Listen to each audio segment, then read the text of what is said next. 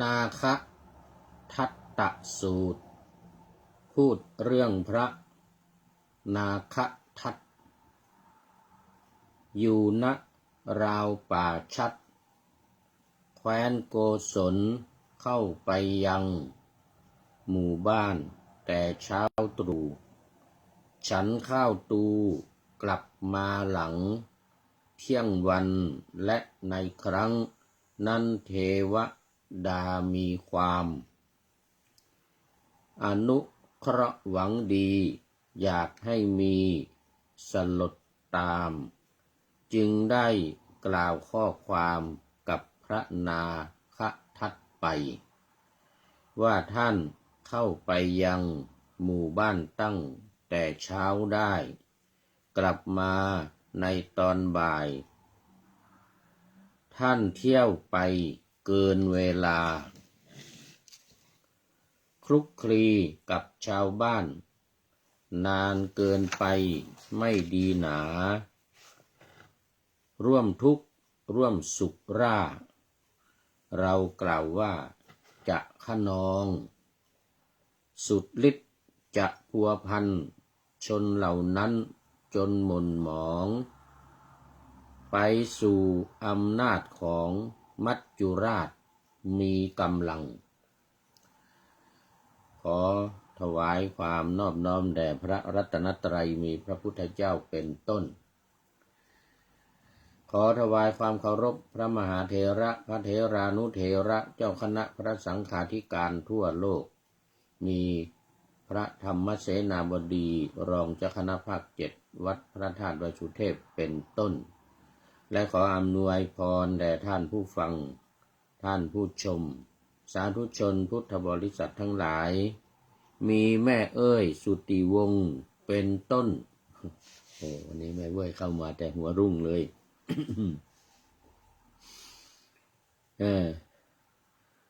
ขอ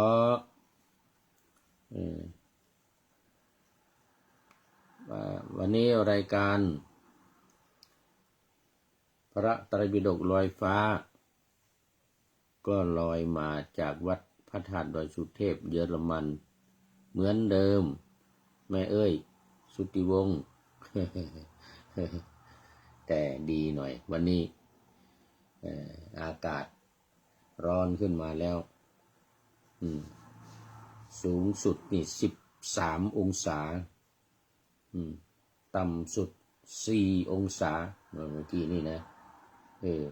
ขณะที่พูดนี่9 องศาก็ถือว่าจะเข้าสู่หน้าร้อนแล้วแต่ยังไม่ถึงอีกสัก 2-3 เดือนก่อนตอนนี้เป็นฤดูใบไม้ผลิ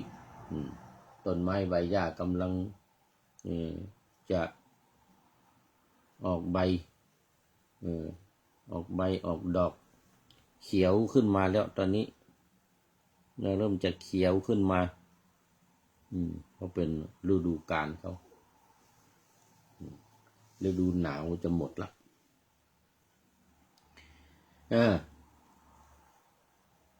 อันนี้ก็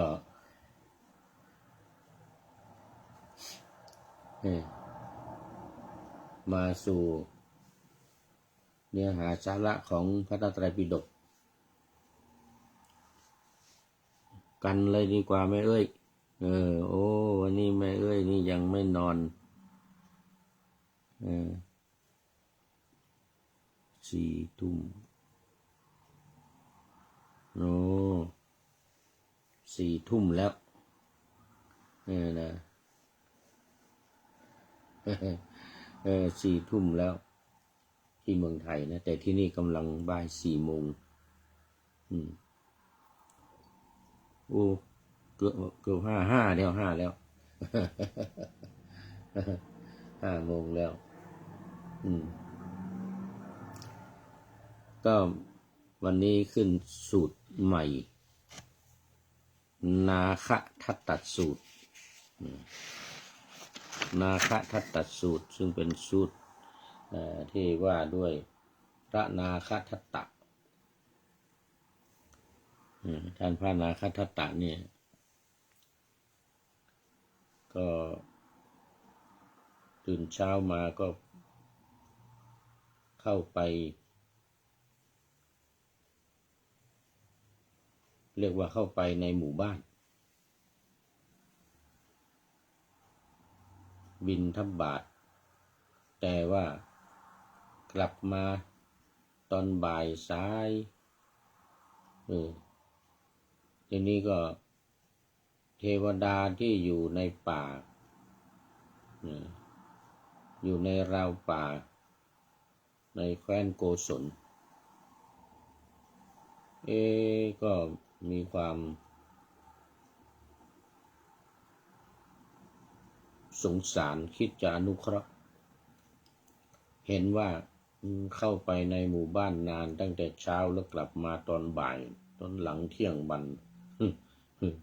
หลังเที่ยงวันบอกไม่ดีนะเนี่ย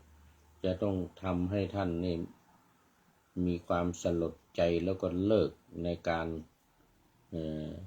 เข้าไปในหมู่บ้านนานๆไปคลุกคลีกับคฤหัสถ์ญาติโยมไปร่วมสุขร่วมทุกข์ไปอยู่ด้วยกันเนี่ยมันไม่ดีนี่นะดังที่ปาณาธรรมาสไว้ว่านาคทัตตสูตรพูดเรื่องพระนาคทัตอยู่ณราวป่าชัดแคว้นโกศลเข้าไปยังหมู่บ้านแต่เช้าตรู่ฉันข้าวตูกลับมาหลังเที่ยงวันและในครั้งนั้นเทวดามีความอนุเคราะห์หวังดีอยากให้มีสลดตามจึงได้กล่าวข้อความกับพระนาคทัตไปว่าท่านเข้าไปยังหมู่บ้านตั้งแต่เช้าได้กลับมาในตอนบ่ายท่านเที่ยวไปเกินเวลาคลุกคลีกับชาวบ้านนานเกินไปไม่ดีหนาร่วมทุกข์ร่วมสุขร่าเรากลัวว่าจะขนองสุดฤทธิ์จะพัวพันชนเหล่านั้นจนหม่นหมองไปสู่อำนาจของมัจจุราชมีกำลังนะอันนี้ก็เทวดาก็เป็นห่วงคือเรื่องนี้ก็เกิดขึ้นที่แคว้นโกศลอยู่ในราวป่าแห่งหนึ่งในแคว้นโกศล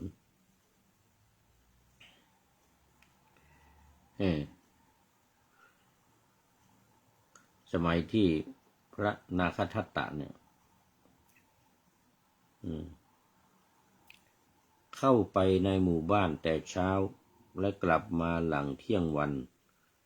ครั้งนั้นเทวดาผู้สิงอยู่ในราวป่านั้นมีความอนุเคราะห์หวังดีต่อท่านพระนาคทัตประสงค์จะให้ท่านเนี่ยสลดใจก็จึงเข้าไปหาพระนาคทัตแล้วก็ได้กล่าวกับท่านนาคทัตเนี่ยว่าท่านพระนาคทัตตะท่านเข้าไปยังหมู่บ้านตอนเช้าและกลับมาตอนบ่ายหลังเที่ยงวันท่านเที่ยวไปเกินเวลาคลุกคลีกับคฤหัสถ์พลอยร่วมสุขร่วมทุกข์กับเขาเรากล่าวว่าท่านนาคทัตตะจะขนองสุดฤทธิ์จะคึกขนองไปไม่กลับไปสุดกูเดี๋ยวจะเตลิดเปิดเปิงไปกันใหญ่ว่างั้นนะเตลิดเปิดเปิงจะพัวพันในตระกูลทั้งหลายท่านอย่าตกไปสู่อำนาจของมัจจุราชผู้มีกำลังผู้กระทำชีวิตให้สิ้นสุดเลยคือไปรนหาที่ตายว่างั้นเนี่ยอย่าไปเที่ยวไปหาที่ตายอย่าตกไปในอำนาจของมัจจุราชคือความตาย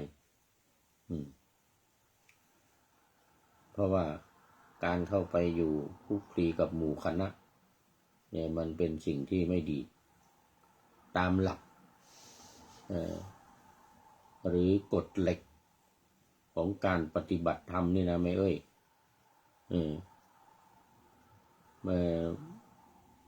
มันจะมีอยู่6 อย่างเขาเรียกว่ากฎเหล็กของพระของผู้ปฏิบัติกรรมฐานโดยเฉพาะเลยมี6 อย่างเนี่ยการคลุกคลีกับหมู่คณะนี่เป็น1เนี่ยเป็น1ในจำนวน6 อย่างนั้นอย่างที่1พระองค์ตรัสไว้ว่าณกัมมารามตาอย่าเพลิดเพลินหรือยินดีในการทำงานการงานอะไรทุกอย่างแม้แต่การเลี้ยงหมาเลี้ยงแมวงานอดิเรกอะไรเล็กๆน้อยๆนี่ก็ไม่ได้สำหรับโยคีผู้ปฏิบัติทำกรรมฐานเนี่ยต้องไม่ทำงานอะไรเลยสิ่งที่จะทำนั่นก็คือการปฏิบัติอย่างเคร่งครัดการนั่งการนอนการยืนการเดินการเข้าสมาธินี่นะการทำสมาธิการทำกรรมฐานเท่านั้นเป็นกิจที่จะควรทำนะแต่การเข้าไปคลุกคลีอยู่กับชาวบ้านญาติโยมก็จะทำให้เป็นมีนิสัยหรือเป็นไปกับเขากิจของเราไม่ได้ทำคือการทำสมาธิภาวนายังไม่ได้ทำ2ณพัสสาลามตาไม่ยินดีในการพูดคุยการพูดมากคุยมากการเข้าไปอยู่คลุกคลีกันระหว่างคนอื่น2 คน 3 คนขึ้นไปนี่ก็แน่นอนนะจะไม่ให้ไม่คุยกันมันไม่ได้มันมีต้องมีเรื่องนั่นเรื่องนี้มาคุยกันเพราะฉะนั้นก็จะยินดีในเรื่องของการพูดคุยคนโยมเป็นพระหรือเปล่าไกลๆดำๆปัญจาพรสาธุปัญจาพรวันก่อนเขาไปหาโปรไฟล์ทีหนึ่งเป็นปัญจาอะไรมันหลายอย่างถ้าเป็นพระก็ขออภัยด้วยนะครับเป็นดำไม่เห็นชัดโมทนาอยู่ด้วยกันก่อนเนอะ1 ชั่วโมงเดี๋ยวนี้เหลืออยู่50 นาทีละเหลืออยู่50 นาทีณพัสสารามตาว่ายินดีในการพูดคุย3ณนิทธารามตาไม่ยินดีในการหลับนอนทำกรรมฐานไม่เป็นไรแต่อย่าหลับ อย่าหลับมากข้อที่4ณสังคณิการามตาเนี่ยข้อที่4นี่แหละ1ณสังคณิการามตาไม่ยินดีในการคลุกคลีกับหมู่กับคณะเกิน2 คนขึ้นไป2 คน 3 คน 4 คนเนี่ยมันจะป้องกันข้อที่2ก็คือการพูดคุย เพราะนั้นในสำนักปฏิบัติหรือโยคีทั้งหลายวัดที่เป็นสำนักปฏิบัตินี้ก็จะเขียนป้ายติดไว้เขตเขาเรียกว่าเข้าไปปฏิบัติเนี่ยเขตปลอดเสียงหรือว่างดการพูดงดการพูดเหมือนกันนะนี่นะสังคณิการามตา ไม่ไม่ยินดีในการคลุกคลีกับหมู่คณะข้อที่ห้าโภชเนมัตตัญญุตารู้จักประมาณในการบริโภคอาหารกินข้าวกินปลากินผลไม้กินอะไรต่างๆก็เหมือนกันก็ให้พอประมาณไม่มากเกินไปเดี๋ยวมันง่วงถ้ากินมากหนังท้องตึงหนังตาหย่อนนี่ข้อที่ห้าข้อที่หกอินทรียสุขุตตะทวารตาสำรวมอินทรีย์ทั้งหลายขุตตะทวารตายินดีในการสำรวมอินทรีย์ทั้งหกคือตาหูจมูกลิ้นกายใจทั้งหกนี้ก็สำรวมอินทรีย์เข้าไว้อย่าไปเห็นอะไรมากอย่าไปได้ยินอะไรมากอย่าไปได้กลิ่นอะไรมากอย่าไปลิ้มรสอะไรมากอย่าไปสัมผัส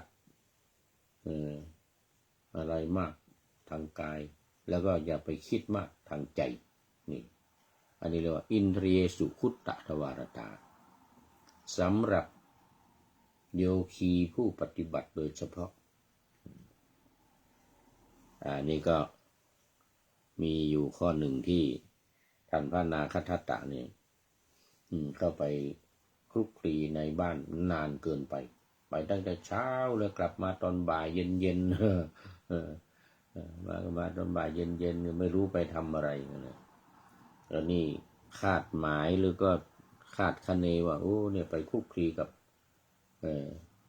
คฤหัสถ์ญาติโยมแม่เอ้ยส่งรูปภาพไปคลุกคลีกับคฤหัสถ์ญาติโยมเข้าไปดูโปรไฟล์เห็นแม่เอ้ยอยู่ในงานศพเห็นยืนอยู่จะวางดอกไม้จันทร์หรือยังไงก็ไม่รู้นะแล้วก็เห็น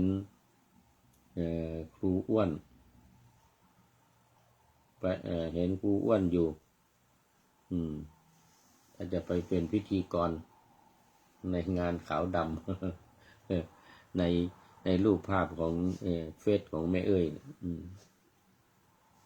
มันไม่รู้งานศพที่ไหนเนาะแม่เอ้ย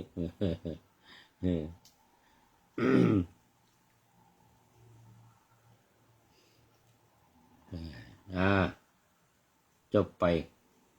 ในขณะนั้นท่านพระนาคทัตตะเมื่อได้ยินเทวดามาเตือนมากล่าว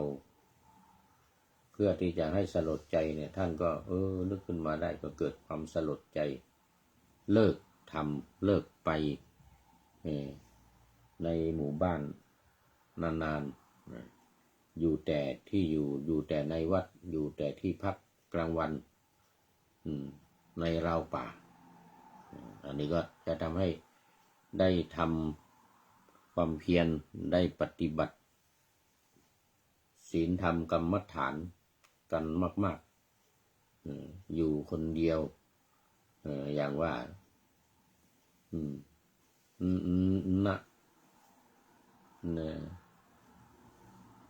สังคณิกาลามตาไม่คลุกคลีไม่ยินดีในการคลุกคลีกับหมู่กับคณะต่อไปวันนี้ต้องได้2 สูตร ต้องให้ได้2 สูตรขอต้อนรับพระมหาเสกโอ้นี่นานแล้วสุเมโธหัดกระโทกหาดน่าจะเป็นหาดนะหาดกระโทกโอ้สาธุครับผมขอบคุณมากท่านอาจารย์พระมหาเสกสุเมโธนี่ยังไม่เคยเห็นนะนี่โอ้เป็น FC ใหม่เป็น FC ใหม่เดี๋ยวก็ต้องค่อยไปหาดูโปรไฟล์ก่อน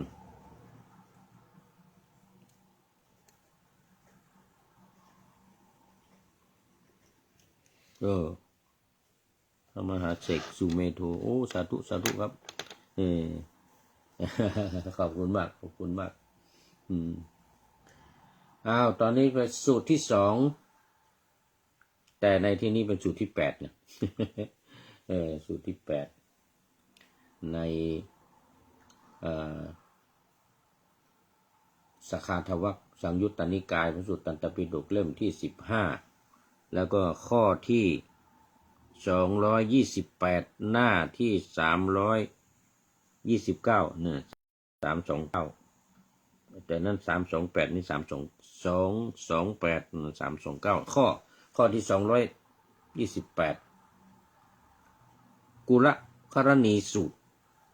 ว่าด้วยหญิงแม่เรือนในตระกูล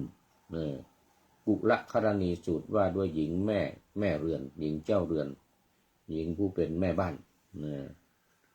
หญิงผู้เป็นแม่บ้านท่านอาจารย์มหาอันนี้เป็นภาค2ธรรมบทภาค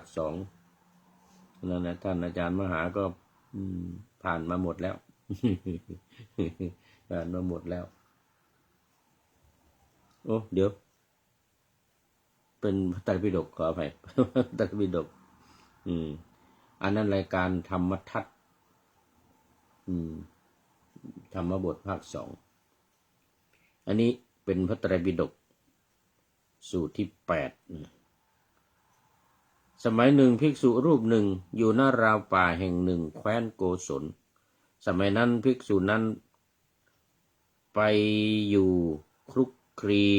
ในตระกูลแห่งหนึ่งเกินเวลาครั้งนั้นเทวดาผู้สิงสถิตอยู่ในราวป่านั้นมีความอนุเคราะห์หวังดีต่อภิกษุนั้นประสงค์จะให้ท่านสลดใจจึงเนรมิตเพศเป็นหญิงแม่เรือนในตระกูลนั้นเข้าไปหาภิกษุนั้นถึงที่อยู่แล้วได้กล่าวกับภิกษุนั้นด้วยคาถาว่าชนทั้งหลายต่างประชุมสนทนากันที่ใกล้ฝั่งแม่น้ำในศาลาที่พักในสภาและข้างๆถนนว่าไงนะพวกเขาต่างพูดถึงดิฉันและท่านอย่างไรหนอภิกษุนั้นกล่าวคาถานี้ว่าแท้จริงเสียงที่เป็นข้าศึกมีมากท่านผู้มีตบะต้องอดทนไม่ต้องเก้อเขินด้วยเหตุนั้นเพราะว่าสัตว์หาได้เศร้าหมองด้วยเหตุนั้นไม่แต่ผู้ใดมักสะดุ้งเพราะเสียงประดุจเนื้อทรายในป่านักปราชญ์เรียกผู้นั้นว่ามีใจเบาวัดของเขาย่อมไม่สมบูรณ์ขอต้อนรับอีกท่านหนึ่งจรัญกาลโชติจรัญกาลโชติอ่านถ้าจะเป็นพระขออภัยด้วยนะครับจะเป็นพระมองไม่ชัดเหลืองวันก่อนก็เข้าไปหาดูโปรไฟล์เหมือนกันไม่เจอ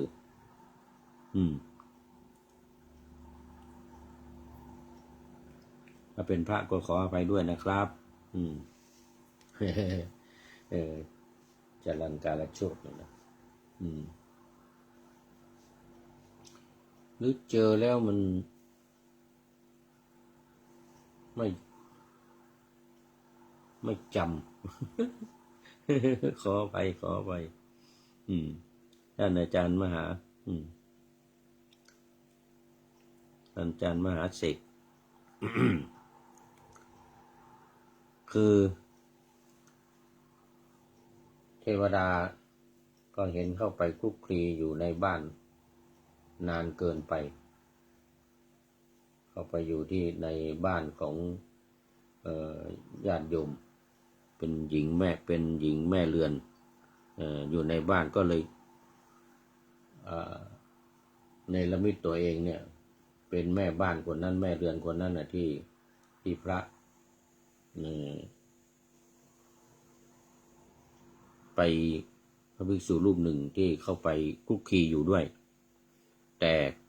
ภิกษุก็กล่าวว่าแท้จริงเสียงที่เป็นข้าศึกมีมากท่านผู้มีตบะนี่ต้องอดทนว่างั้นนะไม่ต้องเก้อเขินด้วยเหตุนั้นเพราะว่าสัตว์หาได้เศร้าหมองด้วยเหตุนั้นไม่แต่ผู้ใดมักสะดุ้งเพราะเสียงประดุจเนื้อทรายในป่านักปราชญ์เรียกผู้นั้นว่ามีใจเบาวัดของเขาย่อมไม่สมบูรณ์ไอ้ก็จะไปอีกสูตรหนึ่งใจความก็คือว่า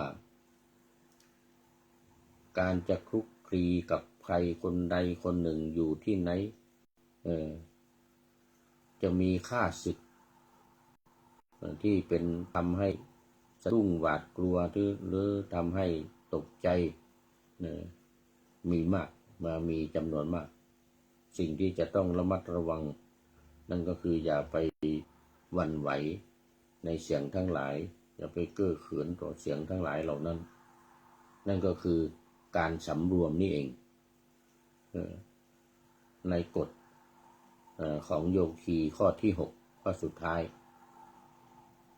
อินทรียสุขุตตทวารตาการสำรวมระวังในอินทรีย์ทั้ง6ไม่ว่าจะเป็นเสียงเป็นรูปเป็นกลิ่นเป็นรสเป็นสิ่งของหรือเป็นความคิดของเราเองที่เกิดขึ้นกับใจก็ตามก็จะต้องสำรวมระวังเรียกว่าขุตตทวารตาสำรวมทวารสำรวมทวารในอินทรีย์ทั้งหลายเพราะฉะนั้นสิ่งที่สำคัญก็คือว่าจะต้องสำรวมในอินทรีย์ทั้ง6นี้ให้ดีแต่จบไปอีกสูตรหนึ่งคราวนี้ก็ขึ้นสูตรใหม่วัชชีปุตตสูตรว่าด้วยภิกษุวัชชีบุตรภิกษุวัชชีบุตรนี่เป็นเมืองเวสาลีวัชชีบุตรนี่นะ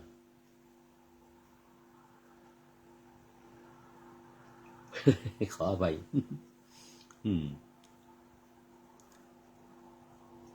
กษัตริย์วัชชีบุตรนี่เมืองไวสาลี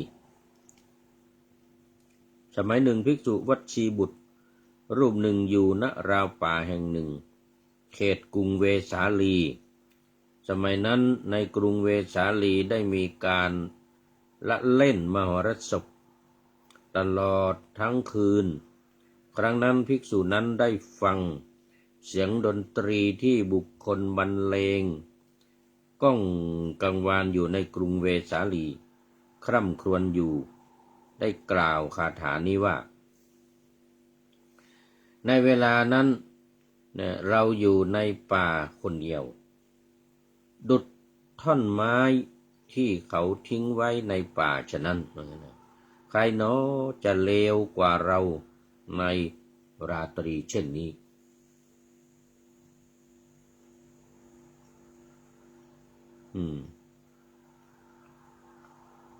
ใครหนอจะเร็วกว่าเราที่อยู่ในราตรีเช่นนี้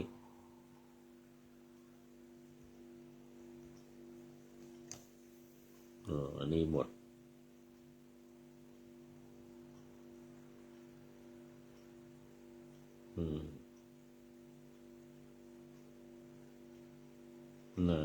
ลำดับนั้นเทวดาผู้สิงอยู่ในราวป่านั้นมีความอนุเคราะห์หวังดีต่อท่านประสงค์จะให้ภิกษุนั้นสลดใจจึงเข้าไปหาภิกษุนั้นถึงที่อยู่แล้วได้กล่าวกับภิกษุนั้นว่าท่านอยู่ในป่าคนเดียวดุจท่อนไม้ที่เขาทิ้งไว้ในป่าฉะนั้นเทวดาและมนุษย์ทั้งหลายเป็นอันมากยังรักท่านอยู่ดุจสัตว์นรก ยินดีต่อผู้ที่จะไปสวรรค์ฉะนั้นลำดับนั้นภิกษุนั้นถูกเทวดาทำให้สลดใจเกิดความสลดใจแล้วอันนี้ก็เป็นภิกษุชาววัดชีบุตรในเมืองเวสาลีในเมืองเวสาลีคือมีความลำพึงคิดอยู่ในใจว่าไอเราเนี่ยมันอยู่คนเดียวเนี่ยมันจะมีใครหนอที่จะมามีความเลวเหมือนเราว่างั้นเนี่ยเราอันนั้นเทวดาก็เลยเข้าไปแล้วก็บอกว่ามนุษย์ทั้งหลายเนี่ยเป็นอันมากเนี่ยยังรักท่านอยู่ท่านยังไม่หมดหวังเลยเนี่ยยังไม่หมดหวังนั้นก็ต้องอยู่ต่อไปพยายามต่อไปในการที่จะปฏิบัติธรรมกรรมฐานอย่าได้ท้อแท้ท้อถอยหรือคิดน้อยอกน้อยใจหรือคิดในการที่จะหนีหรือกลัวหรือเกรงอะไรอย่างใดอย่างหนึ่งฉะนั้นต้องมีความอดทน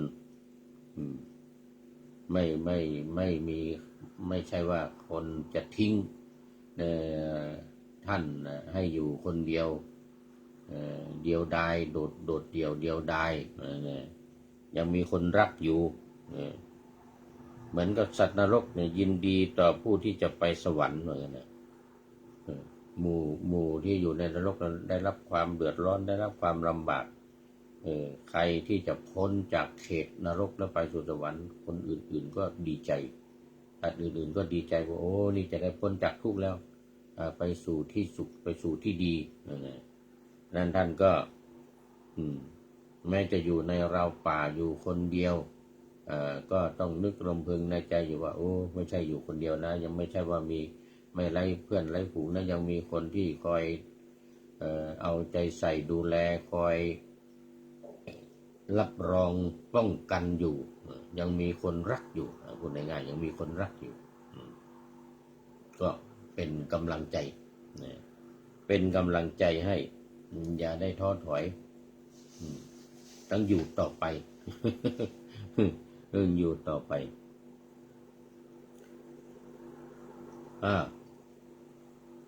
ต่อไปเป็นสูตรสุดท้ายสูตรสุดท้ายสำหรับวันนี้สูตรที่10พอดีเลย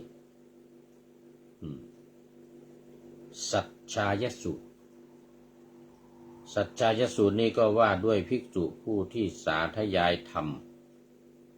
สมัยหนึ่งภิกษุรูปหนึ่งอยู่ณราวป่าแห่งหนึ่งแคว้นโกศลสมัยนั้นนี่กลับไปที่กรุงสาวัตถีสาวัตถีเป็นเมืองหลวงของแคว้นโกศลสมัยนั้นภิกษุนั้นเมื่อก่อนสาธยายมากจนเกินเวลาสมัยก่อนสมัยต่อมาท่านชวนท่านเป็นคนขวัญขวายน้อยขวัญขวายน้อยอยู่เฉยๆปล่อยให้เวลาล่วงเลยไปครั้งนั้นเทวดาผู้สิงอยู่ในราวป่านั้นไม่ได้ฟังธรรมไม่ได้ฟังการสาธยายของท่านภิกษุนั้นจึงเข้าไปหาภิกษุเทวดานั้นจึงเข้าไป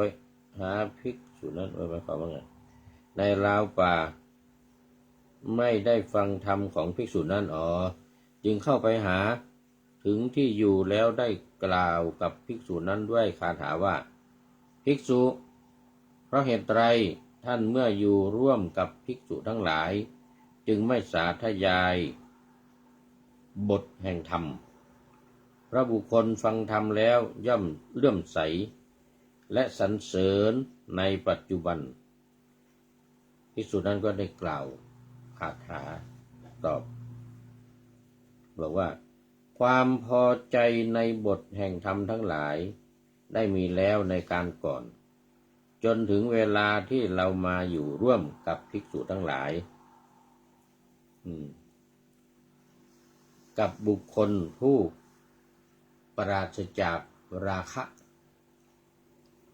และเพราะตั้งแต่เรามาอยู่ร่วมกับบุคคลผู้ปราศจากราคะสัตบุรุษทั้งหลายรู้ทั่วถึงรูปเสียงกลิ่นรสและโผฏฐัพพะอย่างใดอย่างหนึ่งแล้วจึงได้กล่าวถึงการปล่อยวางอารมณ์นั้นๆคือสมัยที่ยังสาธยายมนต์อยู่สาธยายธรรมบรรยายธรรมพูดธรรมอยู่นั้นจิตใจยังไม่ได้หลุดพ้นก็สวดสาธยายเสียงดังแต่พอรู้เหตุแห่งธรรมที่สัตบุรุษทั้งหลายผู้ไม่มีราคะไม่มีราคะไม่มีความใคร่ได้กล่าวถึงได้รู้ถึงสิ่งที่เป็นเขาเรียกว่าเป็นวิสภาคารมสิ่งที่เป็นวิสภาคารมต่อตนเองเช่นรูปเสียงกลิ่นรสและสิ่งของ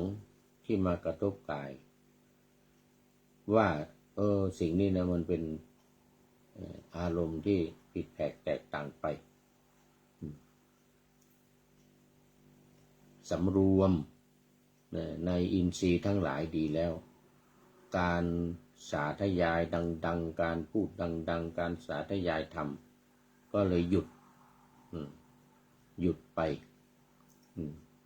นั่นเทวดาที่เข้ามาถามเข้ามาบอกเข้ามาถามนั้นก็เลยรู้ว่าตอนที่ท่านยังสาธยายมนต์อยู่เนี่ย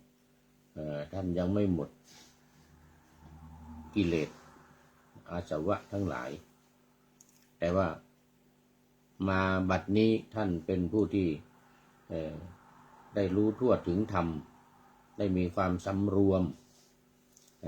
ทางกายทางวาจาและทางใจทางกายก็ไม่คึกขนองทางวาจาก็ไม่ส่งเสียงดังเรื่องการสวดการสาธยายมนต์สาธยายธรรมนี่มันต้องว่าด้วยเสียงดังนั่นก็ไม่ว่าทางกายทางวาจาทางใจก็สำรวมไว้โดยที่ว่าไม่ต้องสาธยายเสียงดังเหมือนแต่ก่อน อันนี้ก็ ภิกษุผู้สาธยายผู้กล่าวธรรมนั้นก็บอกให้แก่เทวดาที่เข้ามาในสูตรที่10นี้ก็จบยังพอมีเวลาวันนี้ได้3สูตร4สูตรในวรรคนี้ยังมีอีกสูตรที่11อโยนิโสมนสิการสูตรสูตรที่ว่าด้วยการมนสิการโดยไม่แยบคายไม่แยบยลสมัยหนึ่งอันนี้มาในข้อที่231ข้อที่231ก็อยู่ในหน้าที่332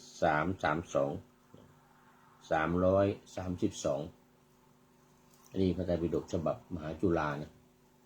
เล่มสีฟ้าอโยนิโสมนสิการสูตรสูตรที่ว่าด้วยการมนสิการโดยไม่แยบคายสมัยหนึ่งภิกษุรูปหนึ่งอยู่ณราวป่าแห่งหนึ่งแคว้นโกศลสมัยนั้นท่านพักผ่อนอยู่ที่พักกลางวันตรึกถึงอกุศลวิตกอันเลวทรามคือกามวิตกความตรึกเกี่ยวกับกามคุณทั้ง5คือรูปเสียงกลิ่นรสโผฏฐัพพะและธรรมารมณ์สิ่งของไม่ถึงธรรมะไม่ถึงธรรมะกามคุณ5แค่รูปเสียงกลิ่นรสโผ และสัมผัสสิ่งของ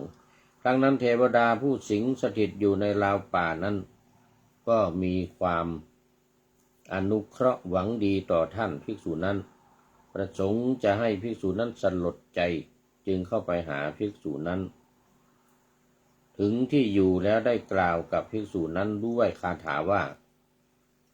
ท่านถูกวิตกเกาะกินเพราะมนสิการโดยไม่แยบคายท่านจงละการมนสิการโดยไม่แยบคายและจงใคร่ครวญโดยแยบคายเถิดแยบยลแยบคายเถิดท่านปรารภพระศาสดาพระธรรมพระสงฆ์และศีลของตนแล้วจะบรรลุความปราโมทย์ปีติและความสุขโดยไม่ต้องสงสัยแต่ว่าจะต้องจะต้องตรึกจะต้องถึงระลึกถึงพระรัตนตรัยคือว่าพุทธพระธรรมพระสงฆ์ลำดับนั้นแต่นั้นท่านมากไปด้วยความปราโมทย์จะกระทำที่สุดแห่งทุกข์ได้ภิกษุนั้นถูกเทวดาทำให้สลดใจก็เกิดความสลดใจเปลี่ยนจากอโยนิโสมนสิการคือการทำไว้ในใจโดยอุบายอันไม่แยบคายมาเป็นโยนิโสมนสิการคือการทำไว้ในใจโดยอุบายอันแยบยลแยบคายแล้วก็เกิดความสลดใจหลังจากที่ได้ยินได้ฟังเทวดาเข้ามาอนุเคราะห์และกล่าวคาถาให้ฟังแล้วก็ศีลของตนด้วยใคร่ควรถึงศีลของตนหมายถึงว่าในศีลของตนบกพร่องอะไรยังไงบ้างผิดพลาดประการใดบ้างควรที่จะต้องแก้ไขยังไงก็ระลึกถึงศีลของตัวเองอันนี้ก็เป็นอีกสูตรหนึ่งโอ้วันนี้ได้4 สูตรแล้วนี่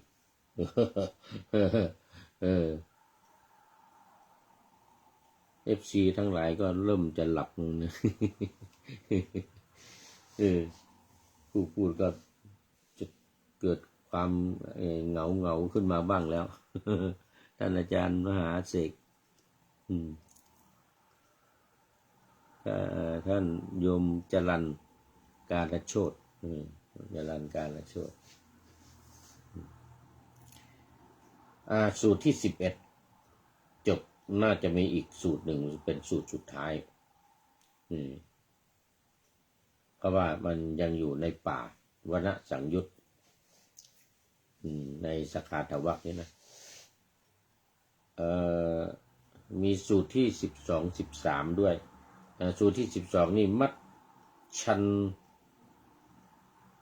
หิกาสูตรมัชชันหิกาสูตรสูตรที่ว่าด้วยเวลาเที่ยงวัน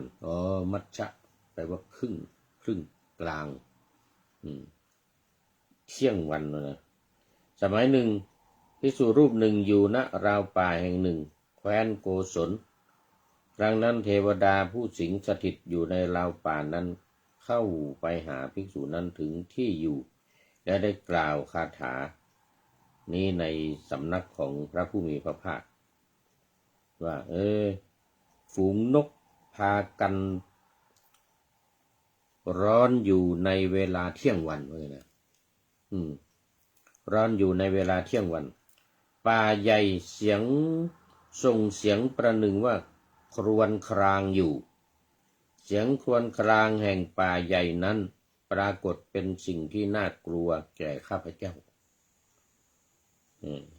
ภิกษุนั้นกล่าวคาถานี้ว่าเมื่อฝูงนกพากันพักร้อนอยู่ในเวลาเที่ยงวัน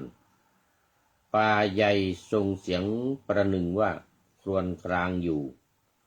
เสียงครวญครางแห่งป่าใหญ่นั้นปรากฏเป็นสิ่งที่น่ายินดีแก่เรา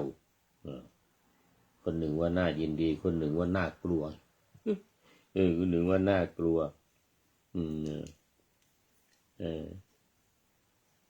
อันนี้ก็พูดถึงว่าตอนเที่ยงวันตอนกลางวันหลังจากเที่ยวบิณฑบาตฉันภัตตาหารอะไรเรียบร้อยแล้วในกลางวันนี่ส่วนใหญ่มีแม้พระพุทธองค์หรือภิกษุทั้งหลายที่อยู่ในป่าก็มักจะเข้าสู่ที่หลีกเร้นคือการเข้าฌานเพื่อพักผ่อนสมองการเข้าฌานจะเป็นฌานของวิปัสสนาหรือจะเป็นฌานของสมถะถ้าเป็นฌานของวิปัสสนานี้ก็ฌานที่1ถึงฌานที่4 1 2 3 4ส่วนของสมถะก็จะเป็น5 6 7 8 5 6 7 8มันจะเป็นพวกอากาศนะดูอากาศหาที่สิ้นสุดไม่ได้ดูวิญญาณหาที่สิ้นสุดไม่ได้อากาศานัญจายตนะวิญญาณัญจายตนะข้อที่6อากินจัญญายตนะความไม่มีเพ่งความ ว่างแล้วก็สุดท้ายข้อที่8ฌานที่8เนวสัญญานาสัญญายตนะอันนี้ก็จะเร่งเพ่งไปที่ความจำบางทีสิ่งนั้นสิ่งนี้เกิดขึ้นหรือสิ่งนั้นสิ่งนี้ที่ผ่านไปแล้วเกิดความระลึกตรึกตรองขึ้นมานำขึ้นมาคิดพิจารณาสิ่งเหล่านั้นแม้เห็นแม้ได้ยินแม้ได้คิดถึงแต่ว่าจิตใจไม่ได้ไปยึดถือไม่ไปห่วงไม่ไปติดนี่เขาเรียกว่าเป็นธรรมดาเป็นธรรมชาติเห็นก็ไม่ใช่ได้ยินก็ไม่ใช่คือความจำทั้งหลายที่เกิดขึ้นมันจะไม่ไปยึดไม่ไปถือไปติดอยู่กับสิ่งเหล่านั้นเรียกว่าอากินจัญญายตนะเดี๋ยวเนวสัญญานาสัญญายตนะอันนี้เป็นส่วนของสมถะเป็นฌานของสมถะก็จะหลีกเล่นในตอนกลางวันส่วนใหญ่จะเข้าฌานของสมถะกรรมฐาน5 6 7 8ส่วนฌานของวิปัสสนานั้นจะเป็นฌานของคนที่จะเข้าฌานโดยที่ว่าไม่ได้หวังความสงบแห่งจิตแต่หวังปัญญาหวังที่จะให้เกิดความรู้เกิดความเข้าใจจึงเข้าฌานของวิปัสสนาประกอบไปด้วยการไตร่ตรองพิจารณาเรียกว่าตรึกตรองเนี่ยนะตรึกก็คือยกหัวข้อทั้งหลายขึ้นมาแล้วก็มาพิจารณาในองค์ฌานในองค์ของวิปัสสนาก็เข้าแต่ฌานที่1คือปฐมฌานเท่านั้นได้แก่การวิตกวิจารยกเอาหัวข้อขึ้นมาพิจารณามีขันธ์5เป็นต้นปฏิจจสมุปบาทเป็นที่สุดนี่อันนี้เรียกว่าเข้าฌานแบบวิปัสสนาฌานสมาธิที่จะเกิดขึ้นนั่นก็จะเกิดจากการไตรตรองพิจารณาจิตที่แน่วแน่นิ่งจึงจะเกิดเช่นปีติในองค์ฌานที่2นั่นหมายถึงว่าการพิจารณาไปมันจางคลายหายไปจิตเข้าสู่ภาวะแห่งความสงบวิตกวิจารหมดไปบางทีก็เกิดปีติบางทีก็เกิดความสุขหรือเอกคตารมณ์อารมณ์ที่เป็นหนึ่งแน่วแน่ประกอบไปด้วยอุเบกขาอย่างนี้เป็นต้นอยู่ในองค์ฌานของวิปัสสนา2 3 4 ส่วนข้อที่หนึ่งนั้นนี่ก็เป็นองค์ฌานที่จะต้องทำขึ้นมาเองทำขึ้นมาเองอันนี้เป็นสูตรที่12ต่อไปเป็นสูตรที่13ยังอยู่ในป่าวณสังยุตที่เกี่ยวข้องกับป่าปากตินทริยสูตรว่าด้วยภิกษุผู้ไม่สำรวมอินทรีย์ปากตินทริยสูตรนี่นะสมัยหนึ่งภิกษุจำนวนมากอยู่ณราวป่าแห่งหนึ่งแคว้นโกศลอีกเหมือนกันเป็นผู้ฟุ้งซ่านถือตัวโลเลปากกล้าพูดจาพร่ำเพรื่อหลงลืมสติไม่มีสัมปชัญญะอันนี้ทางวาจาพูดพร่ำเพรื่อมีจิตไม่ตั้งมั่นมีจิตกวัดแกว่งไม่สำรวมอินทรีย์ทั้งนั้นเทวดาผู้สิงสถิตอยู่ในราวป่านั้นก็มีความอนุเคราะห์หวังดีต่อภิกษุเหล่านั้นประสงค์จะให้ภิกษุเหล่านั้นสลดใจจึงเข้าไปหาภิกษุเหล่านั้นถึงที่อยู่แล้วก็ได้กล่าวกับภิกษุเหล่านั้นด้วยคาถาว่าในการก่อนพวกภิกษุสาวกของพระโคดมเป็นอยู่เรียบง่ายไม่มากการแสวงหาบิณฑบาตไม่มากแสวงหาที่นอนที่นั่งท่านรู้สึกว่าสิ่งทั้งปวงในโลกนี้เป็นของไม่เที่ยงจึงส่วนท่านเหล่านี้ทำตนเป็นคนเลี้ยงยากทำตนเป็นคนเลี้ยงยากก็กินแล้วก็นอนแล้วก็กินเหมือนคนที่โกงชาวบ้านหมกมุ่นอยู่ในเรือนของคนอื่นข้าพเจ้าทำอัญชลีต่อองค์ต่อสงฆ์จะพูดกับท่านบางพวกในที่นี้ว่าพวกท่านถูกเขาทอดทิ้งแล้วเป็นคนอนาถาเหมือนเปรตข้าพเจ้ากล่าวหมายเอาบุคคลพวกที่ประมาทอยู่มันมีความประมาทส่วนท่านเหล่าใดไม่ประมาทข้าพเจ้าขอนอบน้อมท่านเหล่านั้นลำดับนั้นภิกษุเหล่านั้นถูกเทวดานั้นทำให้สลดใจก็เกิดความสลดใจแล้วปากตินทริยสูตรที่13จบพอดีมี14อีกนี่มีหลายสูตรมีเยอะเดี๋ยวอีกสูตรหนึ่งนี้ได้ป่ะ5สูตรแล้วเนี่ยได้มา5สูตรแล้วมาดูสูตรที่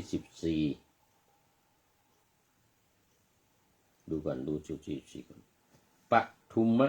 ปุพพสูตรว่าด้วยดอกบัวนี่ว่าด้วยดอกบัวสมัยหนึ่งภิกษุรูปหนึ่งอยู่ณราวป่าแห่งหนึ่งแคว้นโกศลสมัยนั้นภิกษุนั้นกลับจากบิณฑบาตภายหลังจากฉันภัตตาหารเสร็จแล้วลงสู่สระบกครณีสูดดมกลิ่นดอกบัวครั้งนั้นเทวดาผู้สิงสถิตอยู่ในราวป่านั้นก็มีความอนุเคราะห์หวังดีต่อท่านตอนประสงค์จะให้ภิกษุนั้นสลดใจจึงเข้าไปหาภิกษุนั้นถึงที่อยู่ได้กล่าวว่าท่าน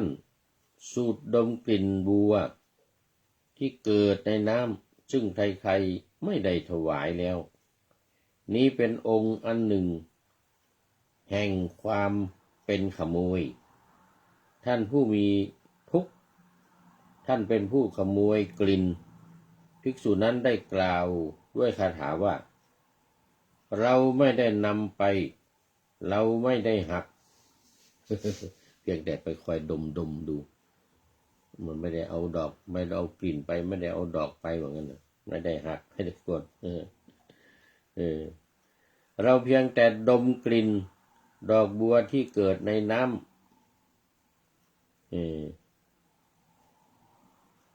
เมื่อเป็นเช่นนี้ท่านจะเรียกเราว่าเป็นผู้ขโมยกลิ่นด้วยเหตุใดเล่าว่านะขโมยกลิ่นด้วยเหตุใดส่วนบุคคลที่ขุดเง่าบัวหักดอกบัวบุญดาริกเป็นผู้มีการงานอันไม่บริสุทธิ์อย่างนี้ทำไมท่านจึงไม่เรียกเขาว่า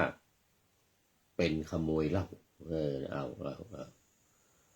เทวดากล่าวด้วยคาถาว่าบุคคลผู้มีบาปหนาแปดเปื้อนด้วยกิเลส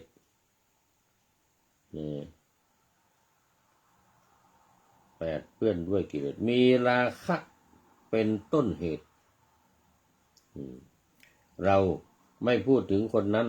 แต่เราควรจะกล่าวกับท่านบาปประมาณเท่าปลายขนเนื้อทรายย่อมปรากฏประดุจเท่าก้อนเมฆในสวรรค์ก้อนเมฆในสวรรค์ก้อนเมฆในอากาศแก่บุรุษผู้ไม่มีกิเลสเพียงดังเนินผู้มักแสวงหาความสะอาดเป็นนิจภิกษุนั้นกล่าวด้วยคาถาว่ายักษ์ท่านต้องรู้จักเราแน่และท่านคงอนุเคราะห์เรายักษ์ท่านเห็นกรรมเช่นนี้แล้วก็แล้วในการใดขอท่านพึงกล่าวในการนั้นอีกต่อไปเถิดเทวดากล่าวด้วยคาถาว่าเราไม่ได้อาศัยท่านเป็นอยู่เลยและเรา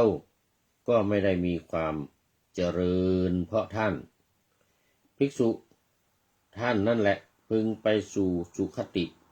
ด้วยกรรมที่ท่านพึงทำเถิดลำดับนั้นภิกษุนั้นถูกเทวดานั้นทำให้สลดใจเกิดความสลดใจแล้วปฐุมอุปจุตที่14ก็จบวณสังยุตจบบริบูรณ์รวมพระสูตรในวรรคนี้เนี่ยในสังยุตนี้เนี่ยวณสังยุตเนี่ยมี14สูตรนี่มี14สูตร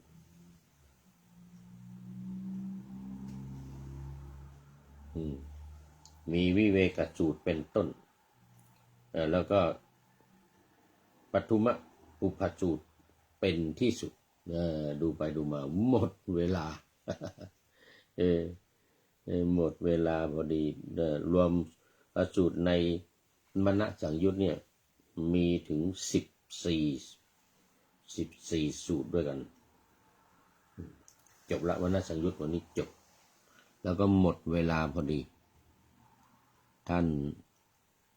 สุดท้ายที่เข้ามาวันนี้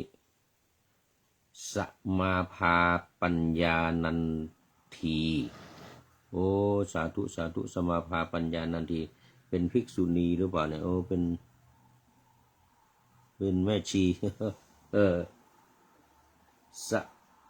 สมาภาปัญญานันทีเป็นท่านสุดท้ายเข้ามาสู่ในรายการวันนี้